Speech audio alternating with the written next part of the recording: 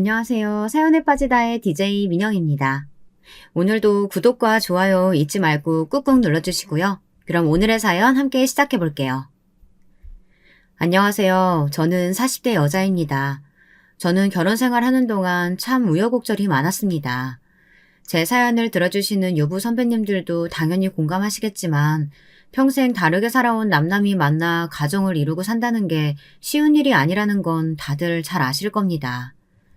결혼하고 나서 너무 힘들어서 포기하고 주저앉고 싶었던 순간이 많았어요. 제가 결혼이라는 걸 너무 쉽게 생각했었나 봐요. 단순히 좋아하는 남자와 토끼 같은 자식 낳고 평생 오순도순 살면 그만이라고 생각했는데 막상 결혼해 살아보니 이건 뭐 거의 고행길이 따로 없더군요. 남편과 저는 친구의 소개로 만나 평범하게 1년 정도 연애하다 자연스럽게 결혼을 했어요. 남편은 제가 평소 꿈꿔왔던 배우자상과 매우 비슷한 사람이었거든요. 성실하고 배려심 넘치는 다정한 사람이었어요. 연애할 때 보니 부모님이랑 여동생에게도 굉장히 자상하더라고요. 데이트할 때도 보면 어머니와 여동생과도 자주 통화하는 것 같았어요. 저와 저녁 먹고 헤어질 때면 식당에서 따로 음식을 포장해 집에 가져가는 일도 많았답니다. 연애할 때는 그런 점이 가정적이어서 좋아 보였는데 막상 결혼하고 보니 남편의 다정다감한 면이 거슬릴 때가 한두 번이 아니었어요. 결혼한 지 얼마 되지 않았을 때의 일입니다. 출근해서 일하고 있는데 시누이한테 전화가 오더군요. 전화를 받았더니 한다는 소리가 기가 막혔습니다. 새언니, 나 지금 언니네 집인데요. 작은 방에 있는 샤넬 가방 그것 좀 빌려가도 돼요?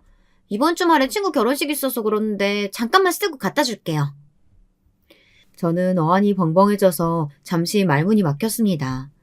도대체 집 비밀번호는 어떻게 알고 집까지 들어갔으며 제 허락도 없이 제 옷방에 들어가 멋대로 물건을 뒤졌다는 사실을 도저히 이해할 수가 없었어요. 아가씨, 저한테 말 한마디 없이 집에 와서는 뜬금없이 가방을 가져간다뇨. 그게 말이 돼요? 세아가 나다. 우리 지영이가 네가 상견례 때 들고 온 가방이 마음에 든다고 해서 좀 전에 나랑 백화점 갔다 오는 길이야. 근데 그 가방이 품절이라 이제 아예 안 나온다네. 지영이가 다른 건 영 마음에 드는 게 없고 꼭 저 가방을 들고 싶다는데 이번 기회에 이 가방 그냥 우리 지영이 줘라. 넌 내가 나중에 하나 좋은 걸로 사줄게. 시아버지까지 같이 오셨는지 옆에서 시누이 전화를 건네받으시더니 저더러 가방을 아예 시누이에게 주라고 하시더군요. 아버님, 그건 제가 회사에서 승진했을 때 기념으로 제가 저한테 준 첫 번째 선물이에요. 저한테도 뜻깊은 거라서 아가씨한테 줄 수는 없어요. 정 필요하면 주말에만 빌려줄 테니까 가지고 가세요. 저는 100번 1000번 양보해서 빌려주겠다고 했습니다. 멋대로 집까지 쳐들어와 제 옷방을 뒤진 건 마음에 들지 않았지만 어쨌든 시누이도 이제 가족인데 동생처럼 생각해서 가방 정도야 빌려줄 수 있다고 이해하려고 애썼어요. 아이고 우리 새아기 대기업 다니길래 배포가 좀 있는 줄 알았더니만 영 그릇이 작네. 누가 봐도 너보단 우리 지영이가 드는 게 훨씬 더 어울릴 것 같구만. 에이 줄 거 아니면 그만 끊어라. 시아버지는 자기 할 말만 하고는 전화를 끊어버렸습니다. 저는 너무 황당해서 한참 동안 핸드폰을 들고 서 있었어요. 마치 제가 무슨 잘못이라도 저지른 것만 같았죠. 남편에게 익히 들어 알고는 있었습니다. 시아버지는 아주 유명한 딸바보예요. 시누이는 시아버지께서 40이 넘어 얻은 딸이었거든요. 시아버지가 시누이를 바라볼 때면 눈에서 꿀이 뚝뚝 떨어지세요. 누가 봐도 시누이가 그 정도 외모는 아닌데 시아버지는 텔레비전에 나오는 연예인들보다도 예쁘다고 매일 칭찬하시거든요. 뭐 당신 딸이니 예뻐하시는 거야 당연하죠. 저도 우리 집에서는 공주니까요. 그런데 문제는 자꾸만 저와 비교를 하신다는 겁니다. 툭하면 벽에 걸린 결혼사진을 손가락으로 가리키며 저와 시누이가 3살밖에 차이 안 나는데도 제가 10살은 많아 보이네. 신부 화장한 저보다 시누이가 예쁘네 하시면서 듣기 싫은 소리만 하세요. 저희 시댁의 문제는 시아버지나 시누이뿐만이 아닙니다. 시어머니도 만만치 않으세요.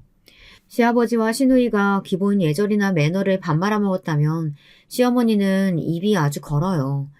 여기까지 들으면 다 그 나이대 아줌마들이 그렇지 하고 생각하시는 분들이 있을 수도 있어 대략 말씀을 드리자면 누구든 2년 전년 하시는 건 기본이고 정말 입에 담을 수도 없는 욕이나 막말을 조금도 거리낌 없이 하세요. 상견례 때도 남편이 시어머니에게 신신당부를 했답니다. 제발 처가 식구들 앞에서 말 조심하시라고요. 그런데 남편의 당부가 무색할 만큼 시어머니는 거침없었습니다. 상견례라는 게 애초에 양가 부모님이 결혼 준비로 상의해야 할 일들을 이야기하는 자리인데 어쩌다 보니 누구누구 자식이 더 잘났나 자랑하는 자리가 되어버렸어요. 시작은 시부모님이었어요. 남편이 대학 때부터 인기가 많아 쫓아다니는 여자들이 많았다로 시작해서 동네 사람들이 남편 중매 서려고 줄 섰다는 이야기까지 하셨습니다. 상견례 자리에서 굳이 안 해도 될 이야기를 말이죠. 그랬으니 저희 친정 부모님도 가만히 계시지 않았어요. 친정 부모님도 저에 대한 자부심이 크세요. 제가 대학을 수석으로 들어가고 4년 내내 장학금을 거의 놓치질 않고 곧바로 대기업에 철석 붙었다는 걸 굉장히 자랑스러워 하십니다. 그러다 보니 제 자랑을 쉬지 않고 하신 거죠. 그런데 그게 듣기 싫었는지 시어머니가 먼저 비아냥거리셨어요.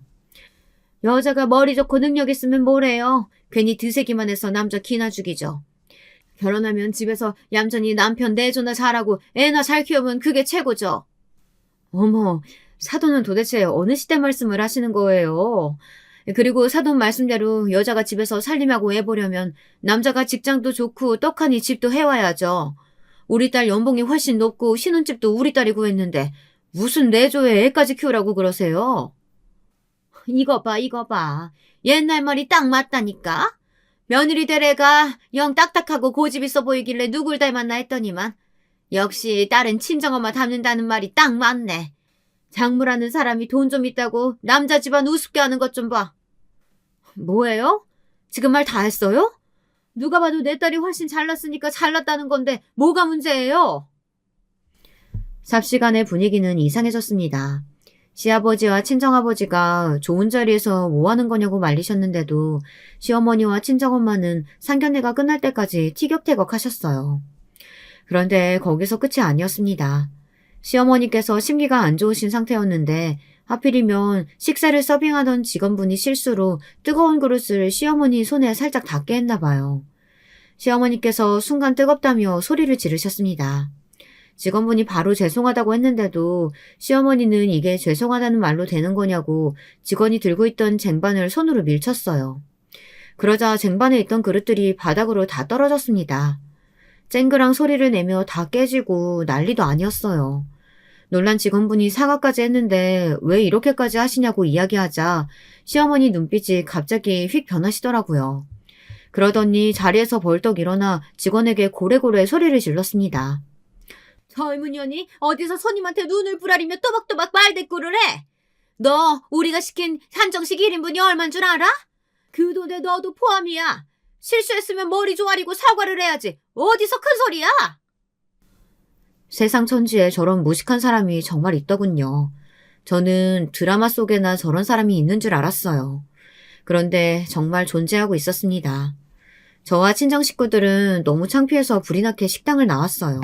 그리고 남편에게 나중에 통화하자고 하고는 후다닥 집으로 돌아왔습니다.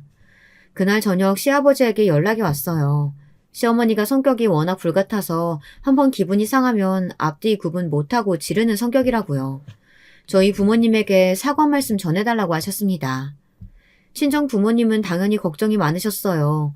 그런 무식한 여자를 어떻게 시어머니로 모시냐고요. 저도 고민이 되지 않았던 건 아닙니다. 시아버지께서 시어머니 성격이 불같다고 하시기는 했지만 그건 성격이 불같아서가 아니라 그냥 몰상식한 거니까요. 하지만 그때는 이미 제 눈에 콩깍지가 제대로 씌어있을 때였어요. 결혼은 시어머니가 아니라 남편과 하는 거니 상관없다고 생각했죠. 물론 그날 이후 양가 부모님은 결혼식 날까지 한 번도 만나지 않으셨습니다. 친정 부모님께서 제 고집을 이기지 못하고 결혼을 허락하게 하셨지만 다시는 시댁 식구들을 만나고 싶어 하지 않으셨거든요. 그래도 시간이 갈수록 남편을 상대해보고 나니 친정 부모님께서는 점차 남편을 예뻐하셨습니다. 남편이야 저한테 워낙 잘하고 다정다감한 사람이라 친정 부모님께도 잘했거든요. 하지만 시부모님은 달랐어요. 전혀 저를 가족으로 받아들인다는 생각이 들지 않았습니다. 서운할 때가 한두 번이 아니었어요. 어느 날이었습니다. 시댁 식구들과 밖에서 식사하고 집에 들어가는 길에 시누이가 살 게 있다면서 백화점에 온 식구를 다 끌고 갔어요. 제가 말씀드렸었죠. 시아버지는 아주 시누이라면 죽고 못 산다고요. 여기저기 옷가게를 뒤지고 다니는 시누이 뒤를 시아버지께서 졸졸 쫓아다니시면서 모델 같다, 배우 같다, 다 어울린다, 이거 사라 저거 사라 하셨습니다. 괜히 그 꼴이 보기 싫어 저도 옷 구경이나 하자 싶어 가게에 들어가 옷을 입어보았어요. 그런데 굳이 제 뒤를 따라온 시누이가 제가 입어보고 있던 옷이 예쁘다며 벗어보랍니다. 제가 마음에 들어서 사겠다고 했는데도 자기가 입어보겠다고 우기는 겁니다. 어이가 없었어요. 제가 먼저 고른 옷인데 갑자기 나타나 가로채다뇨. 이건 누가 봐도 저를 괴롭히려는 거로밖에 보이지 않았습니다. 저는 시누이에게 뺏기고 싶지 않아 바로 옷을 가지고 계산대로 가지고 갔죠. 그런데 시누이가 뜬금없이 아빠라고 소리치더군요. 빨리 와서 자기를 도와달라는 식으로요. 순간 저는 기가 차서 코웃음을 쳤어요. 어린애도 아니고 뭐하는 짓인가 싶었죠. 그런데 더 어이가 없던 건 바로 시아버지였습니다. 시누이의 말 한마디에 불쑥 나타나서는 제 앞을 가로막고 서더니 제가 들고 있던 옷을 가져갔어요. 아니, 가져간 정도가 아니라 획 빼앗았습니다. 새아가, 너는 시누이가 그 옷이 마음에 든다는데 사주지는 못할 망정 꼭 그렇게 뺏어가야 직성이 풀리니? 아버님, 제가 먼저 고른 옷인데 제가 사는 게 당연하죠. 이게 뭐라고 양보를 해요? 어떨 때 보면 시아버지는 시누이를 5살 아이로 생각하는 것 같았습니다. 딸이 부른다고 쪼르르 달려와서 며느리한테 옷을 달라뇨. 근데 더 기가 막혔던 건 시아버지가 말도 안 되게 유치하게 굴었다는 겁니다. 자, 그럼 여기 있는 사람들한테 한번 물어볼까?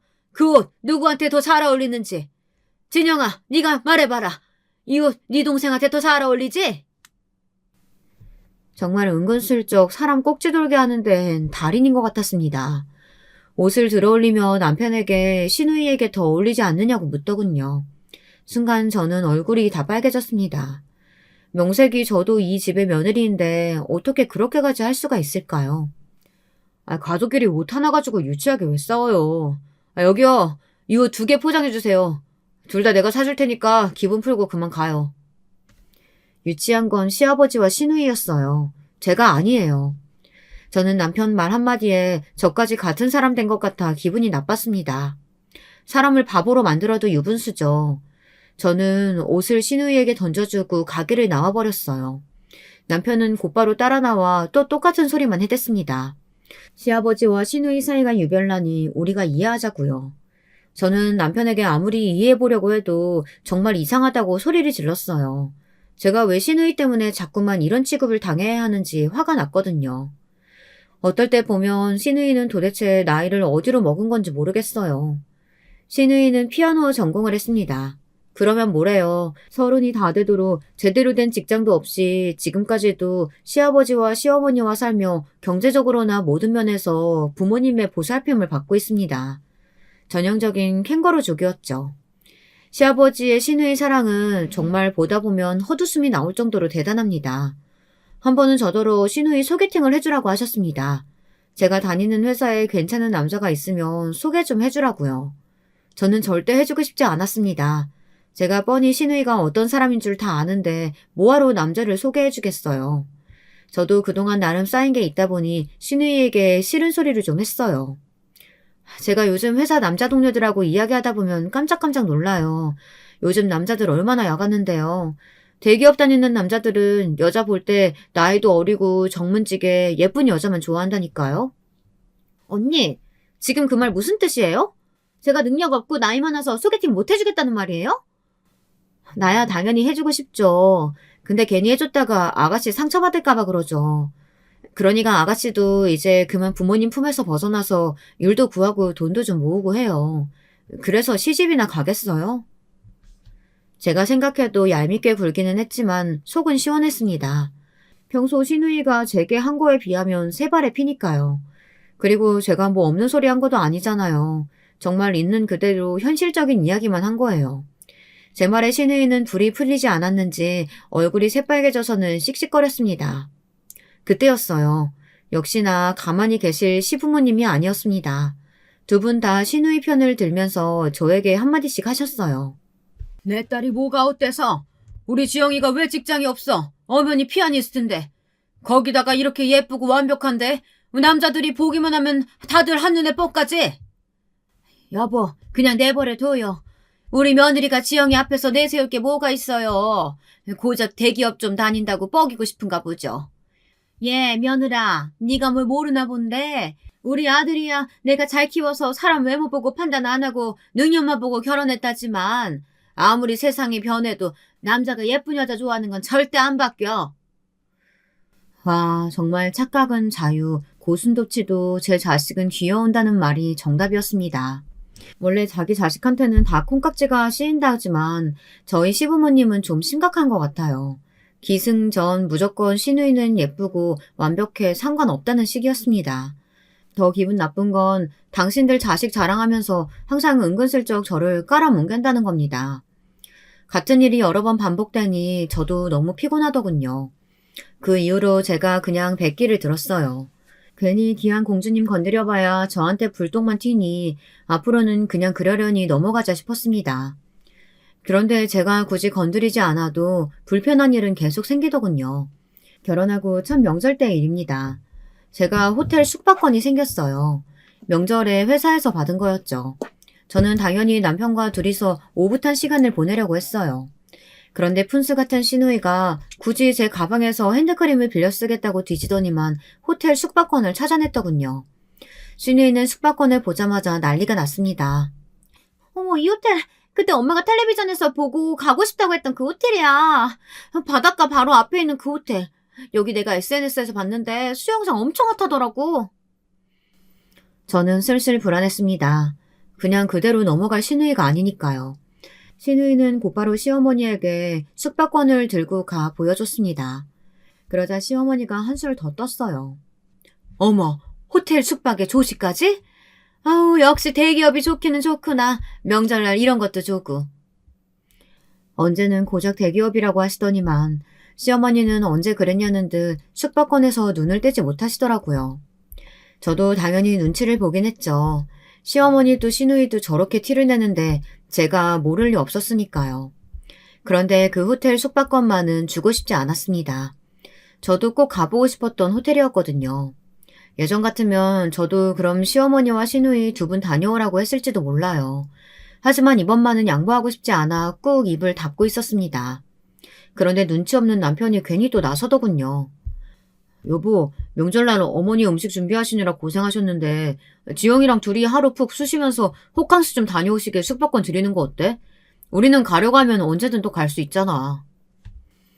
남편은 세상 사람 좋은 얼굴을 하고 웃어 보이며 말했습니다. 남편 말에 시어머니와 시누이의 눈이 이미 반짝반짝 초롱초롱해져 있었습니다. 이 호텔 가격도 엄청 비싸지만 예약하기도 엄청 힘들어. 그리고 나도 되게 가고 싶었던 호텔이란 말이야. 저도 모르게 소심하게 말이 흘러나왔어요. 주기 싫다고 대놓고 말하면 또 시어머니든 시누이든 뭐라고 떠들 게 뻔하니 저도 모르게 긴장이 되더라고요. 그래도 숙박권을 주기 싫다고 표현을 저 나름대로 한 거였죠. 사람이 엄치가 있으면 시누이도 이번엔 포기하지 않을까 싶어서요. 언니랑 오빠는 신혼여행 다녀온 지도 얼마 안 됐잖아요. 남친도 없는 시누이한테 한번 인신 좀 쓰세요. 저는 호텔 숙박권을 넘기기 싫어 봉투를 꽉 잡고 있었어요. 그런데 시누이가 봉투를 날름 가지고 자기 방으로 쏙 들어가 버리더군요. 새언니 고마워요. 이렇게 말하며 윙크까지 날리면서요. 저는 그 모습이 얄미워 미쳐버릴 것 같았습니다. 그때 내내 한마디도 안 하시고 뉴스만 보시던 시아버지께서 갑자기 허허 웃으시더군요. 헤헤, 우리 막내 신난 것 좀 봐라. 아유, 귀여워. 저럴 때 보면 아직 애라니까. 시아버지는 그 와중에 저딴 철딱선이 없는 모습이 귀여우신가 보더군요. 아버님, 아가씨가 무슨 애예요. 30이 넘었구만. 내 딸이지만 제가 어딜 봐서 30대로 보이냐. 지영이는 지금 나가면 사람들이 21~22살로밖에 안 봐. 봐라, 세아가 너랑 몇 살 차이 안 나는데 우리 막내가 훨씬 어려 보이잖아. 또 벽에 걸린 결혼사진을 손가락으로 가리키셨습니다. 이런 말 하면 안 되지만 정말 짜증나서 결혼사진도 아예 떼버리고 싶은 심정이었어요. 아버님, 아무리 딸이 귀해도 자꾸 그러시면 안 돼요. 아버님이 그러시니까 아가씨가 아직 철도 없잖아요. 거기다 아가씨가 어디 22살로 보여요. 정신연령이 21~22살이겠죠. 여보, 아버지 앞에서 지금 무슨 소리 하는 거야? 어린 동생이 숙박권 좀 가져갔다고 그거 아까워서 이러는 거야? 제가 소리를 지르며 시아버지에게 대드는 모습이 남편은 마음에 들지 않았나 봐요. 저에게 언성을 높이더군요. 남편까지 저에게 그런 건 처음이라 저는 더 화가 났습니다. 물론 시아버지 앞에서 목소리를 높인 건 제 잘못이에요. 하지만 이건 단순히 누가 대들고 누가 소리를 지르냐의 문제가 아니었습니다. 결혼하고 지금까지 쌓여있던 스트레스가 저도 모르게 튀어나온 거예요. 아무리 이해하고 넘어가 보려고 해도 시댁 식구들의 행동이 다 말도 안 되고 싫었으니까요. 그냥 숙박권이라니. 저 숙박권 내가 몇 날 며칠 야근하고 잠도 못 가면서 해낸 프로젝트 잘 마무리했다고 부장님한테 받은 거야. 당신이야 승진 같은 거 어떻게 되든 관심 없는 사람이라 매일 정시 출근하고 정시 퇴근하면서 대충 사니까 모르다 본데 저 숙박권은 나한테 그냥 숙박권이 아니라고. 저도 모르게 그동안 쌓여있던 울분을 시부모님이 보는 앞에서 남편에게 퍼부어버리고 말았습니다. 그런데 정말 참을 수가 없었어요. 샤넬 가방도 옷도 숙박권도 저에게 어떤 건지 묻지도 않고 당연하게 뺏어도 된다고 생각하는 사고방식들이 끔찍했습니다. 당신들한테나 시누이가 어린 딸이고 동생이지 저에게는 아니에요. 아무리 가족이라도 지켜야 할 선이라는 게 있습니다. 남편은 가만 보면 제가 가진 걸 시댁 식구들과 함께 나눠 쓰는 걸 너무 당연하게 생각했어요. 남편 것도 시댁 거, 제 것도 다 시댁 거. 아무리 가족이라도 그 정도가 심했습니다. 이거 봐. 내가 이럴 줄 알았다니까? 며느리라는 년이 감히 시부모님 앞에서 남편한테 소리를 질러? 지금 네가 우리 아들보다 더 좋은 직장 다니고 돈 좀 번다고 생색내는 거지? 네가 잘났으니까 우리가 여왕처럼 떠받들어 모셔야 하는데 안 그러니까 네가 배알이 꼬인 거 아니야? 어머니 고정하세요. 제가 잘 이야기하고 타이를게요. 남편은 시어머니가 흥분해서 더 심한 말이라도 할까봐 무서운지 아주 시어머니 눈치를 보느라 정신이 없었습니다. 타이르긴 뭘 타일러? 우리 집 며느리로 들어왔으면 남편이 하라는 거 하고 가르치면 가르치는 대로 해야지. 세아가 너 한 번만 더 우리 집안 무시했다가는 내가 가만히 안 있을 거야. 그날 집에 돌아오는데 저는 오는 내내 펑펑 울었어요. 너무 서럽고 억울해서 눈물이 멈추질 않았습니다.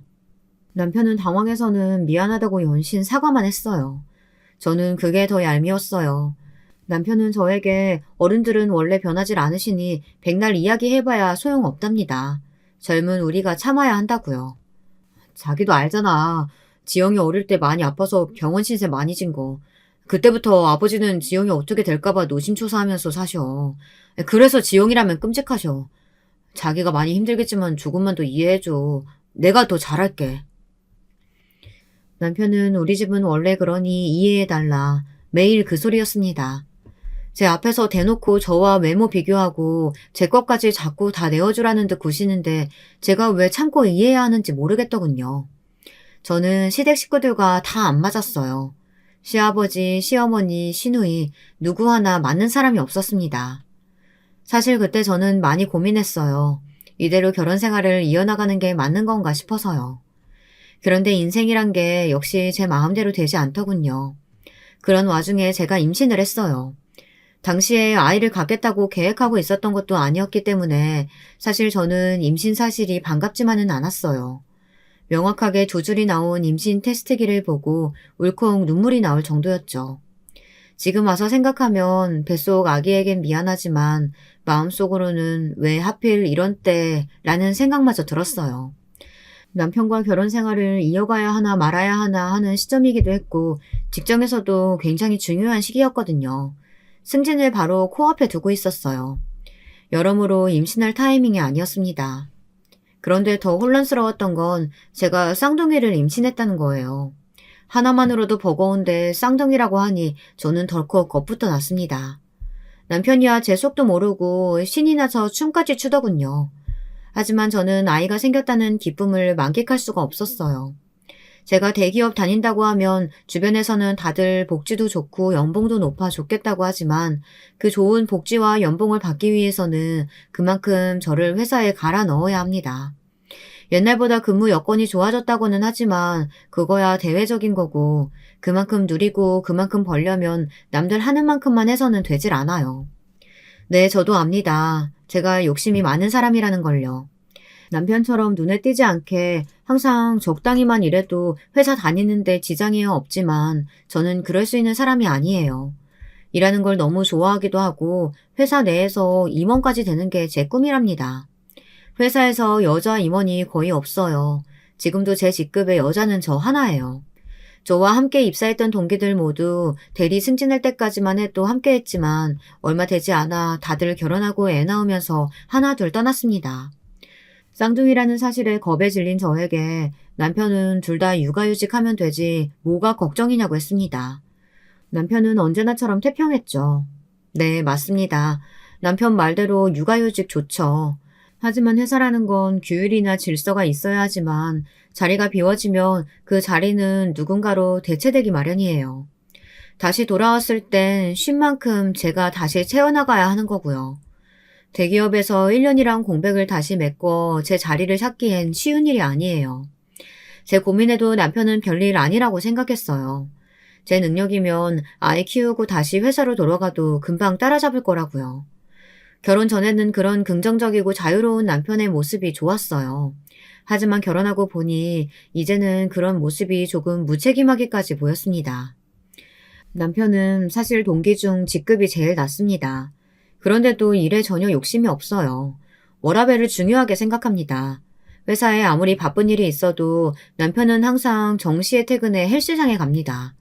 그리고는 곧바로 집에 돌아와 제가 퇴근하기 전에 저녁을 차려놔요.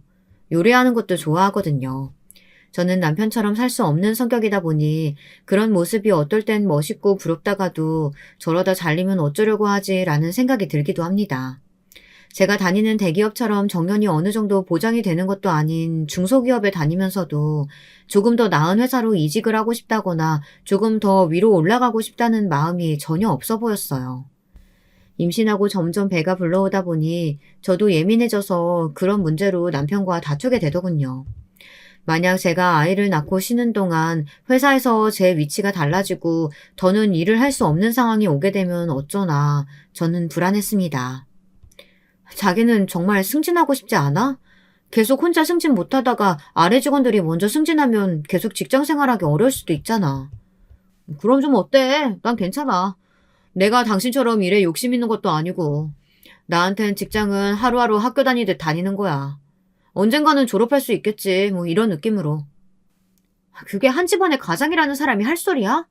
당신이 그러니까 내가 일에 더 욕심내게 되고 집착하는 거 모르겠어? 제가 좋아서 하는 일이면서 저는 괜히 남편 핑계를 댔습니다. 사실 남편이야 아이가 태어나도 육아휴직이 끝나면 바로 회사에 나가면 그만이잖아요.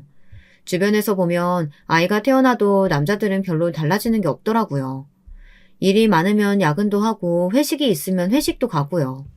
하지만 여자는 달랐습니다. 어찌됐든 쌍둥이가 태어나면 엄마는 저잖아요. 육아휴직이 끝나면 그때부터 직장과 육아를 병행해야 하죠. 잘하든 못하든 뭐든 엄마 책임이고요. 이런저런 생각이 드니 남편에게 자꾸만 짜증이 났습니다. 거기다가 저와 같은 직급의 직원 중 차기 부장 자리는 공공연하게 제 것이었는데 이런 타이밍에 애를 낳고 집에서 애나 보고 있을 수는 없었어요. 하지만 그런 고민이나 하고 있을 시간이 없었어요. 출산일은 금방 돌아왔어요. 제게는 아이가 하나도 아닌 둘이었으니까요. 저는 남편에게 지독하다는 소리까지 들어가며 출산하기 일주일 전까지 출근을 했습니다. 다른 직원들은 뒤로 하루라도 더 육아휴직을 쓰려고 발악을 한다고들 하지만 저는 아니었어요. 저는 하루라도 더 제 자리를 지키기 위해 출근했습니다. 그런데 아이가 태어나고 나니 회사에 있었던 일은 모두 다 꿈만 같았어요. 제가 정말 대기업 다니던 과장이 맞나 싶을 정도로 제 삶은 180도 달라졌습니다. 아이를 키운다는 게 말도 안 되게 힘든 일이라는 건 진작 알고 있었지만 이 정도인 줄은 몰랐어요. 남편과 함께 육아휴직을 받아 둘이 함께 육아를 하는데도 하루 종일 편하게 물 한 잔 먹기 힘들었죠. 저는 서서히 회사 일은 잊게 됐습니다. 그런 생각조차 들지 않을 정도로 24시간이 정신없이 흘렀거든요. 그러던 어느 날이었습니다. 어김없이 남편과 아이들을 돌보고 있는데 회사에서 연락이 왔어요. 아이 낳기 전에 제가 진행하던 일이 있었는데 그 일에 문제가 생겨 잠깐 회사로 나와줄 수 있냐는 연락이었습니다. 급한 일이라는 걸 누구보다 잘 아는 남편은 자신이 어떻게든 해보겠다며 빨리 회사에 다녀오라고 했습니다. 그 순간 저는 온몸에 전율이 흘렀어요. 하루 종일 3시간도 채 자지 못하고 제정신도 아니었는데 힘든 것마저 다 잊을 정도로 너무 좋았어요. 이 육아 지옥에서 잠시나마 탈출할 수 있다는 게 너무 행복했습니다. 그날 오랜만에 반나절을 회사에서 일하다가 집에 돌아왔어요. 그런데 문제가 생겼더군요. 집에 남편은 없고 시부모님이 와서 저희 쌍둥이를 보고 계시더라고요. 시부모님은 집에 돌아온 저를 날카로운 눈으로 쏘아보셨어요. 세아가, 너 남편 몸이 저 정도로 망가질 때까지 아내라는 애가 도대체 뭐하고 있었던 거냐? 얘가 도대체 얼마나 잠을 못 자고 먹지를 못했는지 몰골이 말이 아니더라. 그런 애한테 갓난쟁이 둘 다 맡겨놓고 나가면 어떡해? 그래놓고 너는 일에 손이 잡히든? 알고 보니 남편이 쓰러졌다네요. 제가 회사에 가고 나서 얼마 뒤에 남편이 아이들 분유타는데 자꾸만 하늘이 빙빙 돌고 너무 어지러워 도저히 서 있을 수가 없었답니다. 남편은 결국 시어머니께 연락을 드렸대요. 잠깐 와서 아이들 보는 걸 좀 도와달라고요. 그리고 제게는 절대 연락하지 말라고 했나 봐요. 남편 목소리가 얼마나 안 좋았는지 시부모님과 시누이가 바로 달려왔대요. 그런데 남편이 바닥에 쓰러져 있었던 거죠. 쌍둥이들은 집안이 떠내려가라 울고 있고요. 곧바로 시누이가 남편을 데리고 응급실에 갔고 시부모님은 남아 쌍둥이를 돌보셨답니다. 제가 오기 바로 전에 시누이에게 연락이 왔는데 남편이 쓰러진 이유가 과로라고 했다네요. 면역 상태가 완전히 무너져서 며칠 푹 쉬어야 한다고요. 저도 남편이 쓰러졌다는 말에 너무 놀라 당장이라도 응급실에 가려고 했지만 그럴 수가 없었어요. 남편이 쓰러진 일로 시부모님의 모든 원망은 저를 향했거든요. 다른 집 며느리들은 혼자서도 애 하나든 둘이든 잘만 보던데 너는 나가서 일하는 남편한테까지 굳이 회사에 눈치 보이게 육아휴직까지 하게 만들더니만 너 일하겠다고 기어이 애를 쓰러지게 만들어? 어머님, 아버님, 속상하신 건 잘 아는데요. 저 오늘 딱 하루 나갔다 온 거예요. 제가 아이들을 매일 남편에게 맡기고 놀러 다닌 거면 이렇게 속상하지는 않겠어요.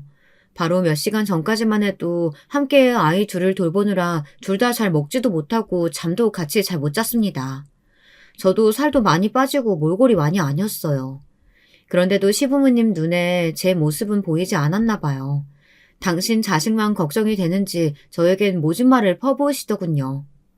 안 봐도 뻔하지. 내 착한 아들이 본인보다 마누라가 더 좋은 회사 다니고 연봉도 높다고 주눅 들어가지고 제대로 기 못 펴고 사는 거 나 안쓰러워도 지금까지 말 안 하고 꾹 참고 있었어. 그치만 이번 기회에 이야기해야겠다. 너는 무슨 여자애가 그렇게 일 욕심이 많니? 애 낳고 쉬겠다고 휴가 냈으면 회사가 바쁘다고 해도 안 된다고 거절하고 집에 있었어야지. 됐어. 이제 와서 말해 뭐해.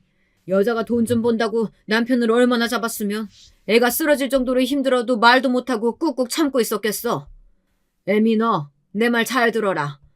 애들 자랄 때까지 회사 근처에는 얼씬도 할 생각하지 마. 네가 아무리 돈을 잘 벌어도 남자가 가장 노릇을 해야 집이 잘 돌아가는 거야. 아무리 돈이 좋아도 내 아들 마누라 눈치 보면서 빌빌거리는 꼴 더는 못 보겠다. 시부모님은 남편이 쓰러진 게 다 제 탓이라면서 저를 원망하셨습니다. 평소에도 제게 많이 하신 이야기기는 해요.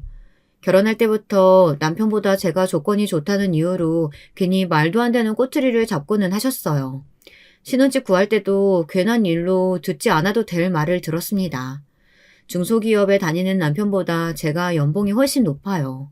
남편이야 취직 준비하고 군대 다녀오느라 30을 훌쩍 넘겼어도 직장 생활한 지 5년도 채 되지 않았지만 저는 이미 10년 차였어요.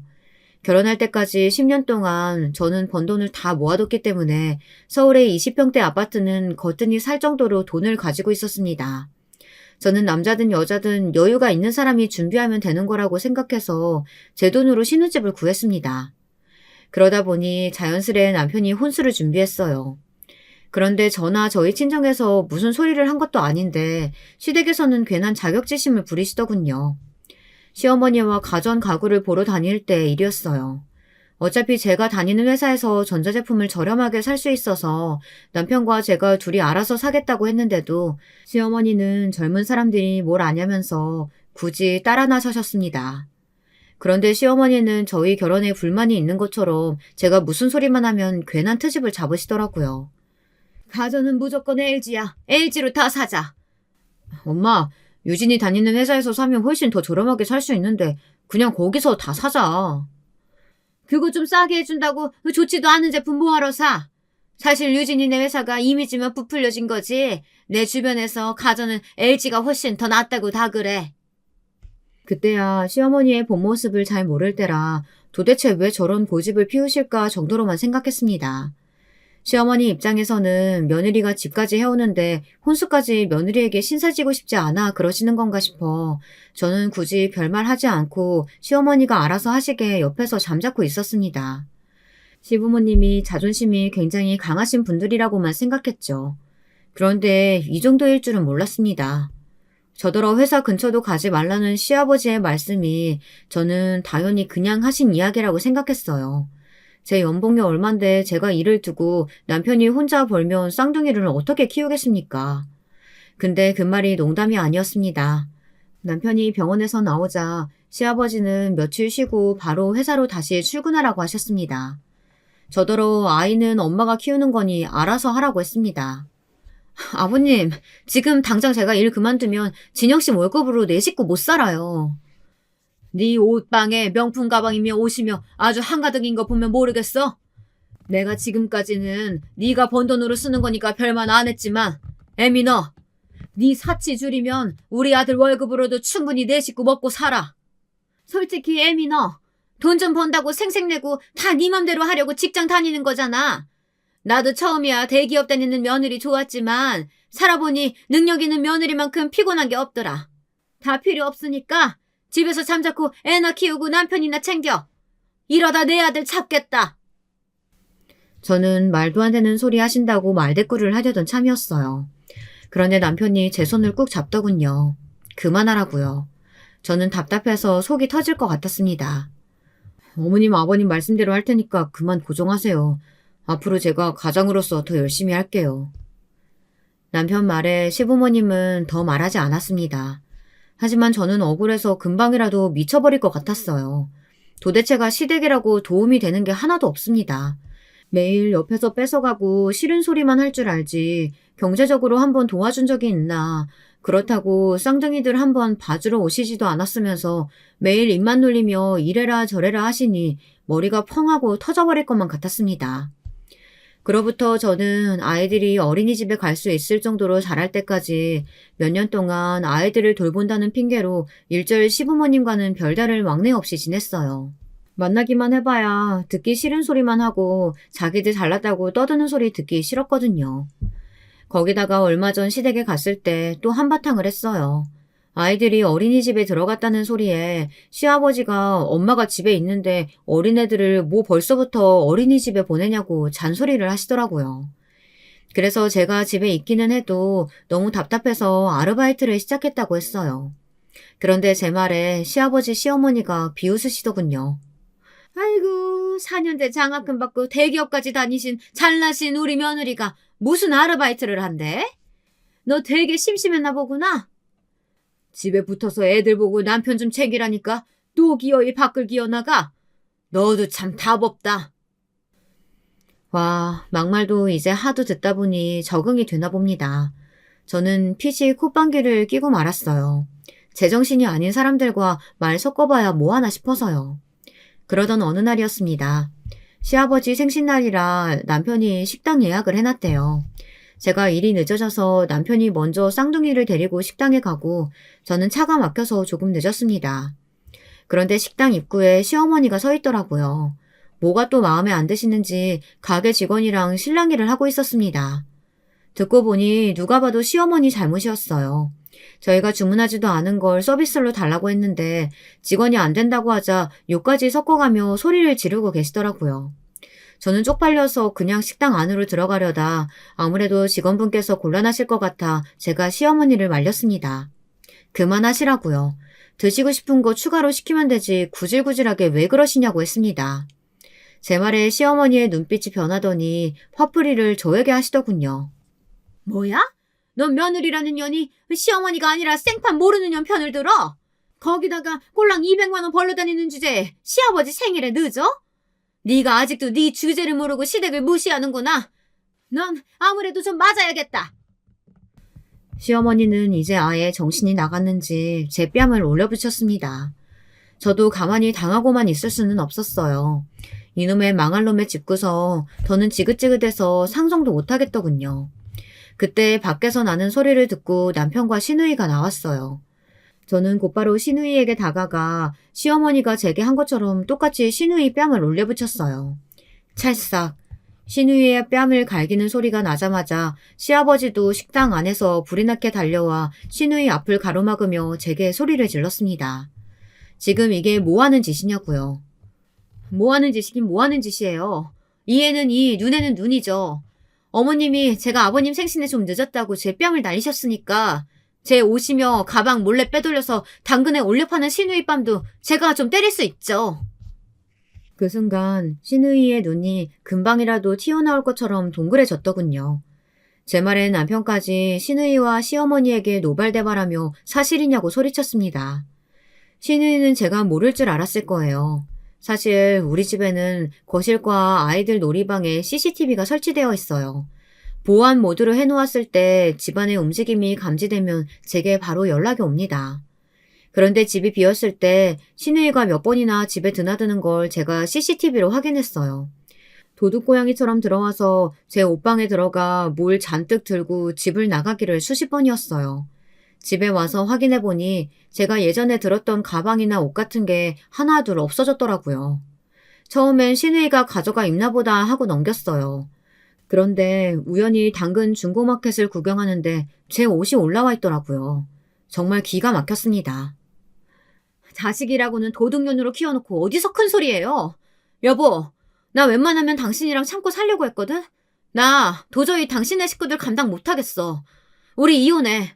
쌍둥이들은 내가 데려갈 테니까 당신은 그냥 당신의 집으로 돌아가.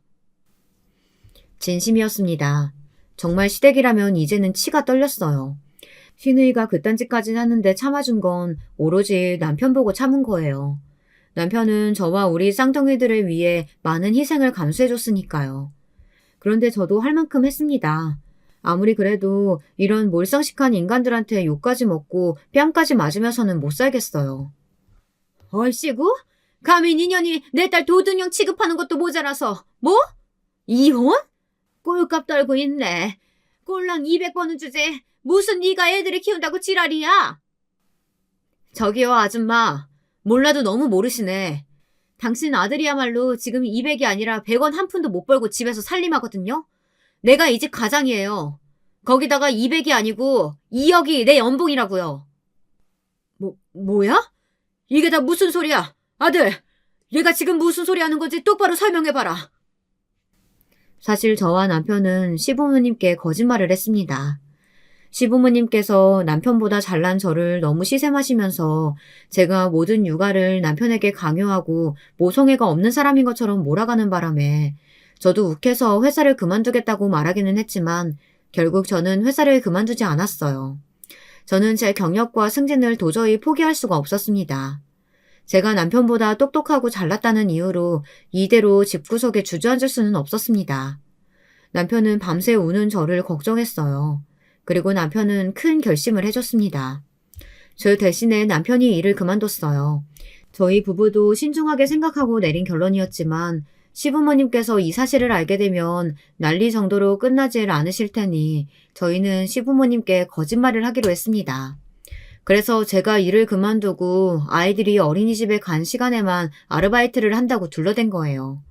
현실은 남편이 일을 그만두고 가정주부로 살고 있었죠. 아이고, 이게 무슨 일이야. 금이야 오기야 잘난 내 아들이 꼬리 9 달린 불려씨 잘못 만나서 졸지에 집에서 애나 보고 살림이냐 한다니. 엄마, 지금 그런 말 할 때야? 연봉이 2억이라잖아. 언니, 승진한 거 맞죠? 와, 대박. 완전 능력자. 그러면서 가방 몇 개 당근에 좀 갖다 팔았다고 뭘 치사하게 그래요. 이 김에 나 용돈이나 좀 챙겨줘요. 정말 답이 없는 집구석이었습니다. 사람 말을 못 알아들어도 이렇게 못 알아들을 수가 없더군요.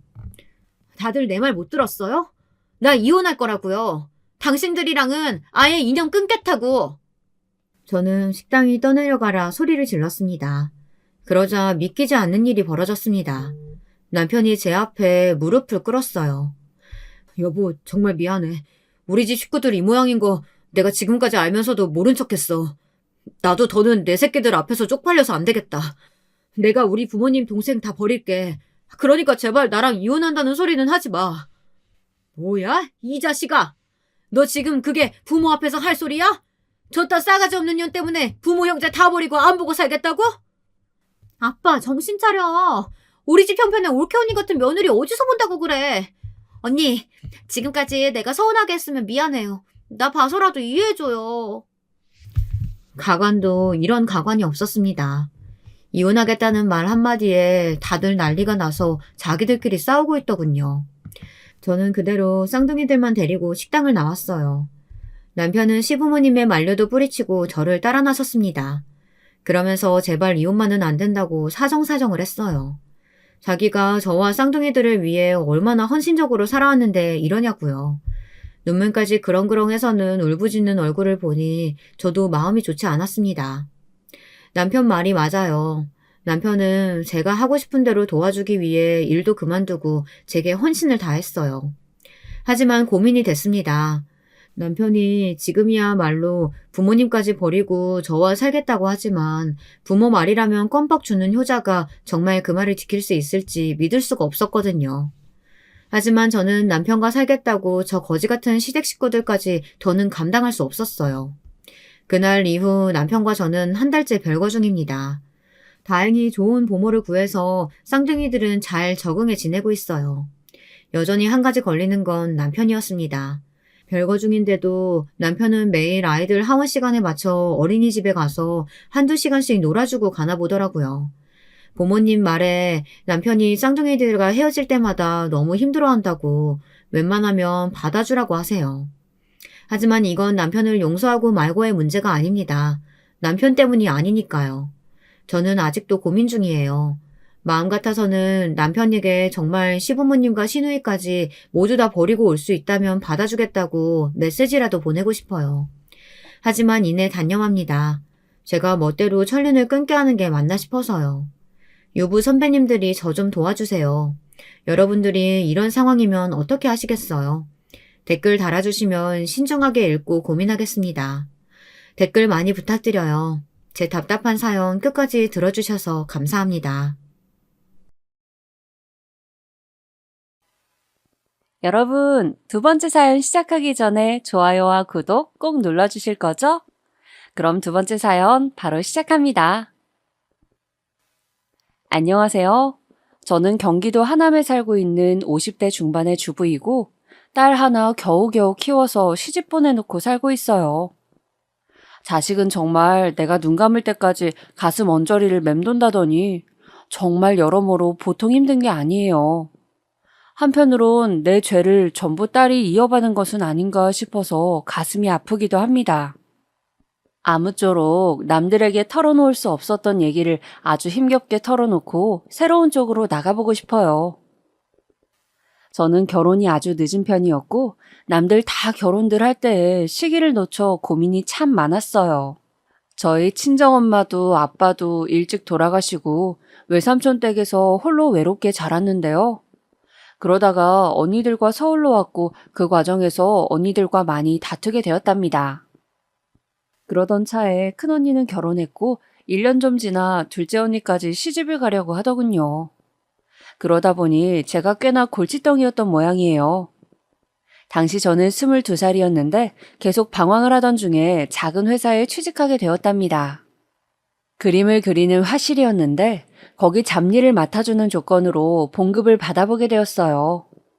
이때 화가 선생님도 계시고 문화생들도 무척 많았어요. 하지만 군기가 엄청 셌던지라 그 분위기는 역시나 살벌했답니다. 이 당시에 화가 선생님이셨던 분, 부르기 편한 말로 김 선생님이라고 지칭을 해보면 늘상 저에게 다정하게 잘해주셨어요. 미쓰리는 아직 실력이 조금 딸리는 것 같아. 그렇지만 조금만 더 준비하면 잘 될 거야. 내가 봐도 가능성이 있어. 부족한 제 실력을 그렇게 꾸짖지 않으셨고 늘상 가벼운 작업부터 자잘한 심부름까지 저에게 맡기셨어요. 그래도 제가 수세마는 감각이 좋다 보니 그런 것들을 보기 좋게 여기셨는지 어느 순간부터 격리 일도 비슷하게 맡기게 되었답니다. 이때 화실에는 저 말고도 일하고 있는 문화생들이 꽤 있었는데 당연히 제 또래 여자애들도 있었고 남자들도 좀 있었어요. 총 7명 정도였고 김 선생님네 8, 9살 난 아들, 딸, 그리고 사모님까지 꽤 규모가 있는 집에 살고 있었답니다. 그런데 이때 여자들끼리 나름 쟁쟁하게 기싸움도 있었고 들어온 지 얼마 안 되어 화실 돈 관리를 하는 저를 싫어하는 남자 문화생들도 있었어요. 그중 가장 힘들었었던 건 미옥이라는 친구였는데요. 제가 처음 들어왔을 때에는 무척이나 제 사정을 생각해주는 것처럼 하더니 갈수록 저를 모함하고 못되게 구는 거예요. 좀 이상하지 않아? 돈 같은 거 맡기는 건 사모님께 해도 되는데 왜 김 선생님은 너한테 맡기신 거지? 있잖아. 엊그제 순철 씨가 그러더라고. 영숙 씨랑 김 선생님이랑 저만치 버스 정류장에 같이 있는 걸 봤다나? 아니지. 내가 볼 땐 아닌 것 같아서 말이야. 저는 이 말을 듣고 너무 당황스러워서 단번에 아니라고 했어요. 실제로 그런 일이 없기도 했고요. 처음에는 이게 절 걱정해주는 말인 줄 알고 순진하게 믿고 제 상황을 다 얘기했었어요. 아니야. 언제를 말하는 건진 모르겠지만 나는 따로 김 선생님과 있을 일이 없어. 여기 화실 안에서나 뵙는 것 말고는 없어. 미옥 씨도 마찬가지 아니야? 순철 씨는 왜 그런 말을 하는 거야? 어머, 그럼 순철 씨는 왜 그렇게 말을 했을까? 혹시 순철 씨가 영숙 씨를 좋아하나? 뭔가 질투하는 것 같은 말투더라고. 이렇게 말을 하니까 정말 뭔가 모함에 둘러싸일까봐 혹은 누군가의 질투로 이런 상황이 된 것 같다며 말해주니 전 그대로 믿었어요. 그런데 나중에 지나고 보니까 말이 이상하게 와전되어 있더라고요. 정말 진실이 아니라고 말을 한 것뿐이었는데 어느 순간 저는 사모님께 불려가게 되었어요. 저기 영숙 씨, 이달까지만 일하고 나가주면 안 될까? 우리가 조금 사정이 있어서 그래. 이때 어찌나 갑작스레 말씀을 하시는지 저는 여기서 받는 봉급으로 그럭저럭 언니들과의 생활을 청산하고 혼자 잘 지내고 있었거든요. 그런데 해고를 당하게 되는 처지이니 당황스러울 수밖에 없는 거예요. 하지만 사모님은 끝끝내 제 눈도 쳐다보지 않고 몇 마디 떼시더니 나중에는 점점 언성이 높아지시는 거예요. 영숙 씨, 내가 마음 같아서는 여기가 정말 우리 집만 아니면 머리채라도 잡고 끌고 가고 싶은 기분이야.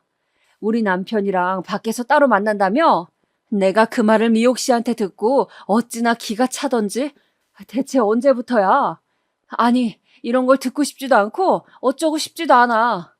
그런데 영숙 씨, 그거 알아? 머릿속이 너무 혼란스러웠어요. 사모님이 갑작스럽게 저를 이렇게 몰아가시는데 뭘 어디서부터 듣고 아시는 건지 모르겠더라고요. 저도 약간은 억울했던 게 미옥 씨가 들었다던 그 말은 사실이 아니에요. 순철인지 뭐인지한테 들었다는 말도 전혀 사실은 아니고요.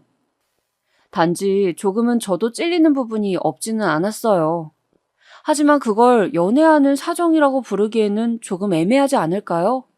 제 집에 선생님이 따로 찾아와서 배웠고 그림을 봐주신다고 해서 보여드렸고 그 정도뿐이었거든요. 그 누구도 그 상황을 보지도 못했으면서 이런 순수한 상황을 다들 의심하고 있는 것이었어요. 뭔가 말을 하고 싶었지만 사모님은 전혀 듣지도 않겠다는 기세여서 꾹 눌려 있었답니다. 영숙 씨, 우리 남편, 내가 이런 말 하긴 좀 그렇지만 말이야. 여자 하숙생 집에 드나든 게 한두 번이 아니야. 내가 애들 때문에 그럭저럭 참고 살고 있지만 영숙 씨, 그러다가 애기라도 생기면 어쩔 거야? 나는 집안끼리 얽혀 있어서 이 사람이랑 헤어질 일이 없어. 내가 뭘 몰라서 같이 살아주는 줄 알아? 점점 갈수록 사모님은 서슬이 퍼런 얘기만 해댔고 뭔가 저에게 꽤나 자격지심을 갖는 듯한 말씀을 하시더라고요. 너무 답답하고 마주하기 힘들어서 자리를 피하고 싶었지만 사모님은 끝내 제 손목을 거칠게 잡아채시더니 절대 놔주지 않고 말씀을 이어가셨어요. 당신 한번 그렇게 놀아나다가 버려지면 끝이야. 고운 나이에 그렇게 살고 싶어? 친정엄마는 안 계셔? 왜 그렇게 인생을 사는 거야? 왜 정신을 못 차리는 거냐고, 이 아가씨야. 그러면서 눈이 시뻘개지시더니 결국 제 손목이 벌개지도록 잡고 못 놓으시더군요. 나중에 김 선생님이며 다른 문화생들이 달려들어서 말리는 바람에 겨우 상황이 진정되기는 했었어요. 이런 사태가 되니까 저도 결국은 더 여기에 있을 수 없겠더군요. 불편한 상황을 겨우 벗어나 결국 눈물을 머금고 그대로 화실에서 나오게 되었어요. 걱정해주는 듯 모함하고 여기저기 말을 퍼뜨리고 다니던 미옥 씨, 그리고 그 상황에 이용된 건지 진짜인지 알 수가 없었던 순철 씨 하며 하나같이 다 꼴보기 싫었거든요. 그런데 그렇게 어렵게 화실을 털고 나온 뒤 저는 시간이 지나 결국 큰일을 경험하게 되었어요. 사실상 어쩌면 예견된 일이었겠지만 그때는 그렇게 호기롭게 싸우고 반항해놓고 어쩌다가 그런 일들을 감당했는지 모르겠어요. 사모님이 저주처럼 퍼부었던 마지막 그 무서운 말처럼 저를 잡아주는 어른이나 누군가가 있었더라면 좀 달랐을까요? 저에겐 늘 진짜로 정말 무섭기만 했던 언니들만 있었고 엄마는 돌아가시고 아버지는 머나먼 병원에 홀로 계셨으니까요.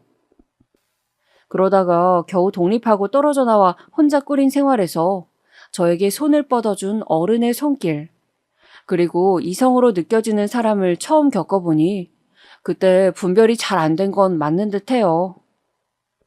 아무튼 다 자르고 사실만 말을 해보자면 저는 어느 작은 병원에서 아기를 낳게 되었어요.